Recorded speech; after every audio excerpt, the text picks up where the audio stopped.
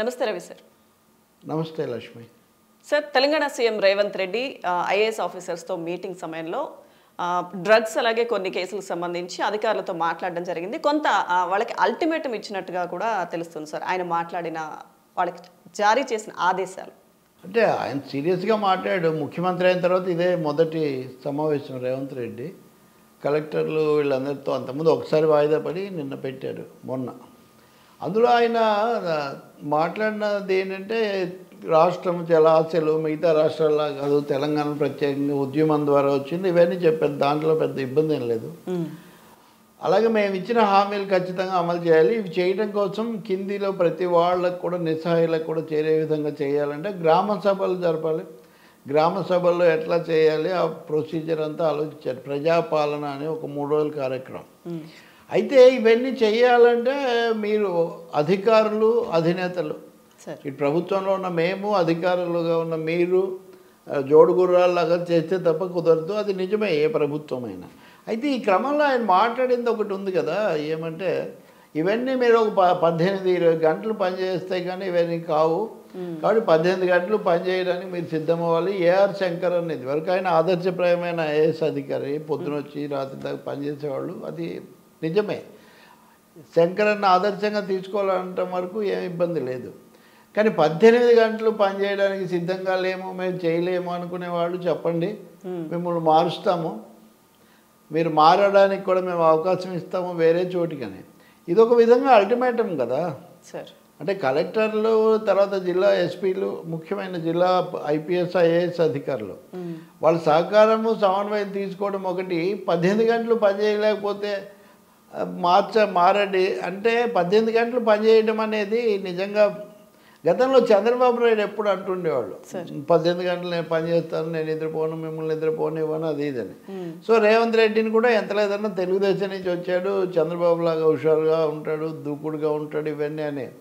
కానీ ఇక్కడ అల్టిమేటం ఇవ్వడం అనేది మటుకు కొంచెం చర్చనీయాంశం అవుతుంది. అందులో మొదటి సమావేశంలోనే పాజిటివ్గా వాళ్ళందరినీ కలుపుకొని ఏం చేయాలి ఇట్లా చెప్పే బదులు 18 గంటలు పనిచేయడం ఒక ప్రీ కండిషనా? అసలు ఐఏఎస్లు ఐపీఎస్లు 18 గంటలు అవసరమైతే రోజుల తరబడి కూడా వాళ్ళు పోలీసులో కొన్నిసార్లు ఉంటారు, కలెక్టర్లు కూడా ఉండొచ్చు, ఏ వరదలో ఇంకొకటి వస్తేనో అత్యవసరమైనవి వస్తేనో. కానీ అసలు 18 గంటలు అనేది ఒక కండిషన్ లాగా, టైం డ్యూరేషన్ లాగా పెట్టడము అది దేనికైనా ఒక ప్రశ్న అయితే ఉత్పన్నమవుతుంది. దాన్ని అందరూ జీర్ణం చేసుకుంటారా? రెండోది, లేని వాళ్ళను మీరు అడిగితే మారుస్తామంటే నిజం చెప్పాలంటే అది మార్చేస్తామనేది దాని అర్థం. ఉంటే 18 గంటలు పనిచేయాలి, లేకపోతే మారిపోండి మీరు మార్చేస్తామని. మరి దీని మీద అధికార వర్గాలు ఎలా చేస్తాయో చూడాలి. రాజకీయంగా అనేక ప్రశ్నలు వస్తాయి ప్రభుత్వాలు మారినప్పుడు, అదొక ప్రశ్న. రేవంత్ రెడ్డి కూడా ఒత్తిడిలో ఉన్నారు, లోక్సభ ఎన్నికల్లో ఫలితాలు చూపించాలి, పొలిటికల్ ఛాలెంజ్, దానికి కూడా ఆయన ఆయన మీద పని చేస్తుండొచ్చు. మూడోది, 6 గ్యారెంటీలు భారీగా ఇచ్చారు, వీటిని అమలు జరపడానికి ఏమో నిధులు ఉన్నాయా లేదా? ఇప్పటికే ఆ శ్వేతపత్రాలు ఇస్తే, శ్వేతపత్రాలకు పోటీగా వాళ్ళు శ్వేతపత్రాలు ఇస్తే ఆర్థిక వ్యవస్థ అయితే అంత గొప్పగా లేదనేది అయితే కనిపిస్తుంది. దేశంలో కూడా లేదు, దేశం కూడా 1.5 కోట్లు అప్పు చేసింది. ఇవన్నీ నిజమే. కానీ వీటన్నిటికీ పరిష్కారము అధికారులు సభలు ఇవి అవి చెప్పుకుంటూ మీరు కనుక 18 గంటలు పని చేయకపోతే కుదరదు, మారిపోండి అని చెప్పడం మరి తీవ్రమైన విషయం.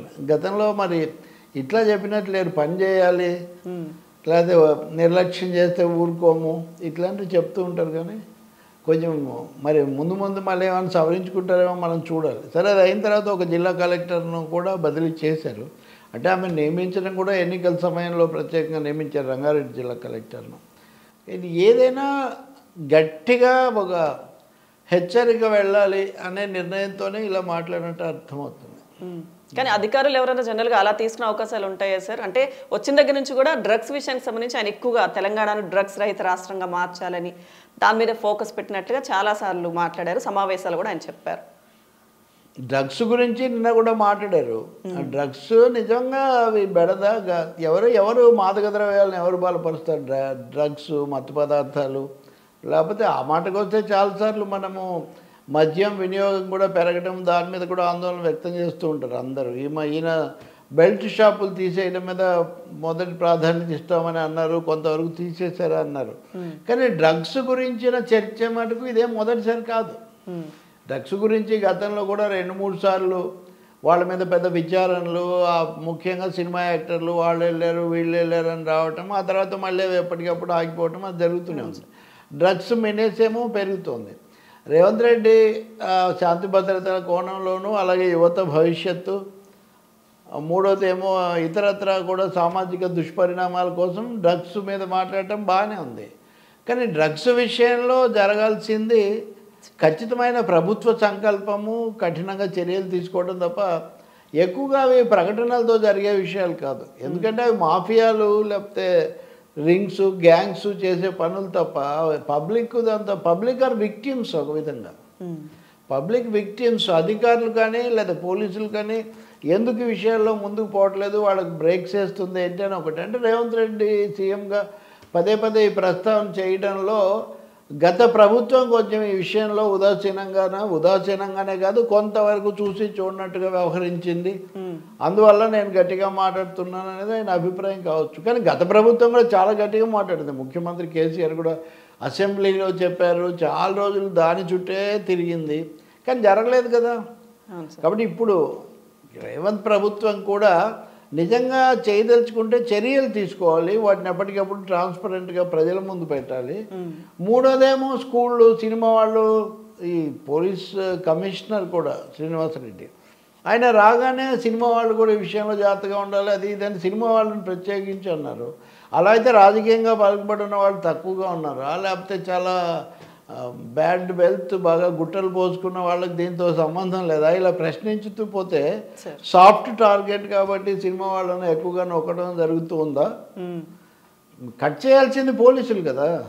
కాబట్టి అలాగే స్కూళ్ళు, పెద్దవాళ్ళ పిల్లలు, ఇలాంటి విషయాలను కూడా ప్రస్తావించారు. ఇవన్నీ సెంటిమెంటల్ అండ్ ఎమోషనల్ వాల్యూ వీటికి చాలా ఎక్కువగా ఉంటుంది. కానీ యాక్చువల్ కంట్రోలింగ్ అనేది that lies with the police. రెండవది వాళ్ళని కోర్టులో ప్రొడ్యూస్ చేసినప్పుడు కోర్టులు వేసేటటువంటి శిక్షలు, ఈ రెండు జరగకుండా రాజకీయ ప్రసంగాలతో అయితే డ్రగ్స్ మినేసేమో ఆగేటటువంటి పరిస్థితి ఉండదు. అంతవరకు మనం చెప్పొచ్చు. 1-2 సార్లు చెప్తున్నప్పుడు పిల్లల భవిష్యత్తు కోసం స్కూళ్ళ దగ్గర కూడా అమ్ముతున్నారు. అంటే ఇక్కడ కావాల్సింది నా ఉద్దేశంలో అరికట్టడమే, కానీ ఆందోళన అదే పనిగా పెంచడం కూడా దీనికి సరైన విధానం కాదు. కావాలంటే తల్లిదండ్రులను, టీచర్లను లేదా వీళ్ళని ఎడ్యుకేట్ చేయడానికి మీరు మెటీరియల్ ఇవ్వండి, కౌన్సిలింగ్ చేయండి, అంతేగాని 1-2 సార్లు. ఇప్పుడు ఇంతకుముందు ఎందుకు ఆగింది ఇక్కడ ఒక ప్రశ్న వస్తుంది. అవును సార్, కేవలం ఒక ప్రభుత్వం ముఖ్యమంత్రి చేయలేదు కాబట్టి అని మనం చెప్పలేము.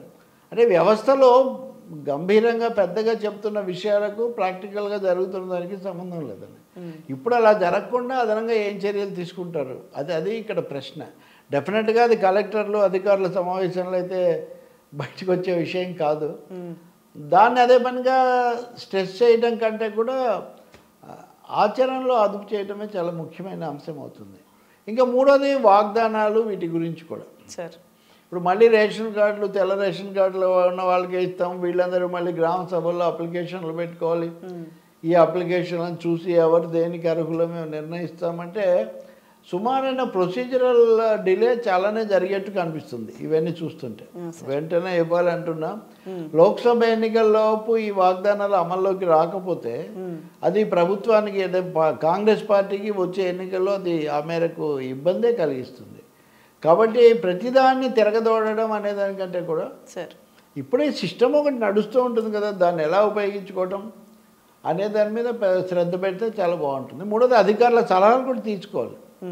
అధికారులకు అల్టిమేటంలు ఇవ్వడము ఒకటి, కొత్తగా ఉత్సాహము లేకపోతే వేగం పెంచడానికి అది చేయొచ్చు, కానీ బట్ ఏ ప్రభుత్వం కూడా అధికారులు ఉద్యోగులను కలుపుకొని పోకుండా వాళ్ళు జయప్రదం అవటం అనేది సాధ్యమయ్యే విషయం కాదు. రేవంత్ రెడ్డి 1-2 సార్లు అన్నారు, గతంలో లాగా కేవలం ముఖ్యమంత్రి చెప్పడం మీరు విని వెళ్ళిపోవటం కాదు, మేము మీ అందరి సలహాలు కూడా మేము తీసుకుంటాం, అది ఇది అన్నారు. సరే, ఒకరోజు సమావేశంలో జరగలేదు, లేదా తర్వాత మాట్లాడిన సమాచార మంత్రి పొంగులేటి శ్రీనివాసరెడ్డి చెప్పిన దాంట్లో కూడా అది పెద్దగా లేదు. కానీ కనీసం ఇక ముందు అయినా సరే అల్టిమేటంల కంటే అవగాహన పెంచడం ముఖ్యం అని నేను అనుకుంటాను.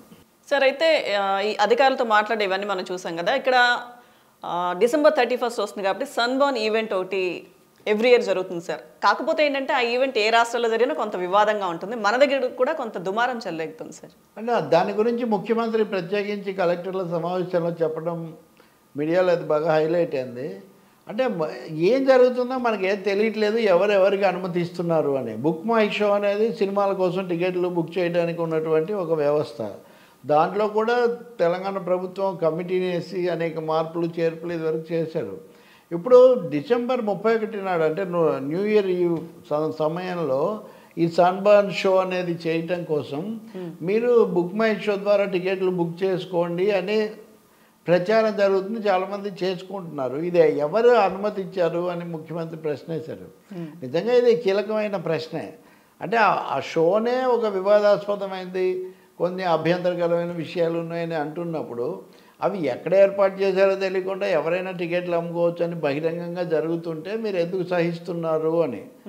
సో దాన్ని కూడా డ్రగ్స్ దాని కంటిన్యూషన్లోనే ముఖ్యమంత్రి చెప్పారు. అంటే కొన్ని అవాంఛనీయమైన ధోరణులు అంతకుముందు కూడా పబ్బులు వీటి మీద కూడా చర్య తీసుకోవాలని చెప్పున్నారు. కాబట్టి తప్పకుండా ఇది తీవ్రమైన విషయమే. అంటే అనుమతి లేకుండానే ఉన్నారు. ఆ తర్వాత పోలీసుల నుంచి ప్రకటన ఉదయం మీడియాలో మనకు కనిపిస్తుంది ఏమని, ఎవరు అనుమతి ఇవ్వలేదు అది ఇది అని. మరి ఎవరు అనుమతి ఇవ్వకుండా వాళ్ళు ప్రచారం చేస్తుంటే ఎవరో ఒకరు అడిగి ఉండాలి కదా. సైబర్ క్రైమ్స్ లేకపోతే ఇట్లాంటివి అనేకం, లేకపోతే ఎంటర్టైన్మెంట్ వీటికి సంబంధించిన విభాగాలు మరి ఎందుకు చేయలేదు అనే ఒక ప్రశ్న ఇక్కడ ఉత్పన్నమవుతుంది. ముఖ్యమంత్రి చెప్పడం కూడా సరైందే, కానీ అసలు ఓవరాల్గా ఇలాంటివి ఎన్ని ఉన్నాయి. ఈ రోజుల్లో అయితే పత్రికల్లో అడ్వర్టైజ్మెంట్లు ఇచ్చి మరీ లేకపోతే వీటిలో ఛానల్స్లో స్క్రోలింగ్ ఇచ్చి మరీ ఇన్వైట్ చేస్తున్నారు. ఎవరెవరో వస్తుంటారు, సెలబ్రిటీస్ హాజరవుతారని, పాటలు పాడతారని, డ్యాన్సులు ఉంటాయని. ఇదంతా నిజంగా అందులో ఎన్ని పర్మిటెడ్ ఎన్ని నాట్ పర్మిటెడ్ కూడా మామూలు ప్రజలకి ఏం తెలియదు. కొన్ని హద్దు మీరిన అశ్లీలత కూడా దాంట్లో ఉండటము, కొన్నిసార్లు ప్రముఖుల పిల్లలు కూడా వీటిలో పట్టుపడటము, ఇట్లాంటివన్నీ హఠాత్తుగా ఒకరోజు వస్తుంది, అందరూ షో ఒక్కసారి ఖాళీ చేశారు పోలీసులు వచ్చేసరికి, ఇట్లాంటివన్నీ. సో ఈ వికృతమైనవి అశ్లీలమైనవి ఏమాత్రం అనుమతించకూడదు. ముఖ్యమంత్రి అసలు ఈ ప్రాసెస్ ఏంటని తెలుసుకోవడానికి ట్రై చేయాలి. అంటే ఇప్పుడు ఒకటైతే గుర్తించాలి మనం సార్, డిసెంబర్లో ఈ ప్రభుత్వం వచ్చి వచ్చిన రోజు నుంచి ముఖ్యమంత్రి డ్రగ్స్ వీటన్నిటి గురించి ఇదంతా చెప్తున్నారు కదా. మరి ఇలాంటి సమయంలోనే న్యూ ఇయర్కు సన్బర్న్ షో పెట్టడము, దానికి టికెట్లు కూడా అనౌన్స్ చేయడము జరుగుతుందంటే సిస్టంలో మార్పులు రావడం అనేది ఎంత కష్టంగా ఉంటుంది. అనేకం అనధికారికంగా చాప కింద నీళ్ళగా ఇలా జరిగిపోతుంటాయనే ఒక అంశం కూడా మనకి ఇక్కడ అర్థమవుతుంది. దాని మీద దృష్టి పెట్టారు కాబట్టి తప్పకుండా అరికట్టడానికి చర్యలు తీసుకోవాలి. ఇవన్నీ అనుమతి ఇస్తున్నది ఎవరు అనే అంశం కూడా ప్రజల ముందు చెప్పాల్సి ఉంటుంది. అప్పుడు ప్రజలు భవిష్యత్తులో ఎవరైనా ఇట్లాంటివి ప్రకటిస్తే కూడా ముందుగానే జాగ్రత్త పడటానికి, ముఖ్యంగా యూత్ టార్గెట్గా ఇవన్నీ చేస్తుంటారు కాబట్టి ఆ యూత్ కూడా కొంచెం అప్రమత్తంగా ఉండడానికి అవకాశం వస్తుంది. సార్, అయితే ఇప్పుడు మనం మాట్లాడుతున్న ఈ ఈవెంట్లో గత సంవత్సరం ఒక యువకుడు మరణించాడు సార్. అంటే అనుమానాస్పద స్థితిలో అతను చనిపోవడం జరిగింది. సో ఇలాంటి వాటివి అంటే ఇంకా ఎటువంటి ఈవెంట్స్, ఇందాక మీరు అన్నట్టుగా న్యూ ఇయర్కి సంబంధించి ఎటువంటి ఈవెంట్స్ జరిగినా కానీ కొన్ని కఠినమైన ఆంక్షలు ఉండడం అవసరమే అంటే ఆంక్షలు పెడుతూ ఉంటారు ప్రతిసారి. మీరు ఇవన్నీ వేడుకలు ఇవన్నీ కూడా ఇన్ని గంటలకు ఆపేయాలి, రోడ్డు మీద రాకూడదు, ట్రాఫిక్ ఆటంకం పెట్టకూడదు, చాలా ఆంక్షలన్నీ ప్రకటిస్తూ ఉంటారు. కానీ కొన్ని జరిగిపోతూ ఉండటం, ఇప్పుడు ఇది అధికారమో అనధికారికమో తెలియకుండా కూడా ఇట్లాంటివి జరగటం ఇదే. గత సంవత్సరం ఒక ఘటన ఎందుకైంది అంటే అప్పుడు తర్వాత కొంత దాని మీద దర్యాప్తు కూడా చేసినట్టున్నారు. బట్ ఖచ్చితంగా కఠినంగా ఉండటం చాలా అవసరం. ఇవి ప్రకటనలు హెచ్చరికల కంటే కూడా ఆచరణలో అమలు చేయటం అన్నది చాలా కీలకం. మూడోది, వాటిని ఉల్లంఘించి వెసులుబాటు కల్పించిన వాళ్ళు ఎవరో వాళ్ళ మీద చర్య తీసుకోవటం కూడా, అధికారులైనా సరే, కేవలం అందులో నిర్వాహకులే కదా, అధికారుల మీద కూడా చర్య తీసుకోవటం చాలా అవసరం అవుతుంది. నా ప్రశ్న, కొత్త ముఖ్యమంత్రి వచ్చి ఇన్ని హెచ్చరికలు చేస్తుంటే కూడా ఇవి జరిగిపోవటం ఏంటి? మరి దీనికి ఎవరు బాధ్యత వహించాలి? అది ప్రశ్న. ఒక పక్క పోలీసులు అనుమతి ఇవ్వలేదంటున్నారు. మరి అకార్డింగ్ టు మై ఇన్ఫర్మేషన్ అన్నాడు ఆయన. నిజంగా ఒక చీఫ్ మినిస్టర్ సభలో అధికారిక సమావేశంలో అకార్డింగ్ టు మై ఇన్ఫర్మేషన్ అంటున్నారు. అంటే what about the concern department doing? వాళ్ళు ఆయనకి ఆ ఇన్ఫర్మేషన్ వాళ్ళు ఇచ్చి ఉండాలి కదా. అది సో గట్టిగానే వీటి విషయంలో నియంత్రణ తీసుకోవాలి అని నేను చెప్తాను. డెఫినెట్గా అదుపు చేయాలంటే ఇంతకుముందు చేయలేదనే నేను అంటుంది. ఎందుకు చేయలేకపోవడం మీద మీరు ఆరోపణలు చేస్తున్నారు, కానీ ఇప్పుడైనా చేయడం అనేది చాలా కీలకం. దీని మీద ఒక సెన్సేషనల్ వార్నింగ్స్ కంటే ప్రాక్టికల్ స్టెప్స్, స్టబర్న్ యాటిట్యూడ్ ముఖ్యం. Thank you sir.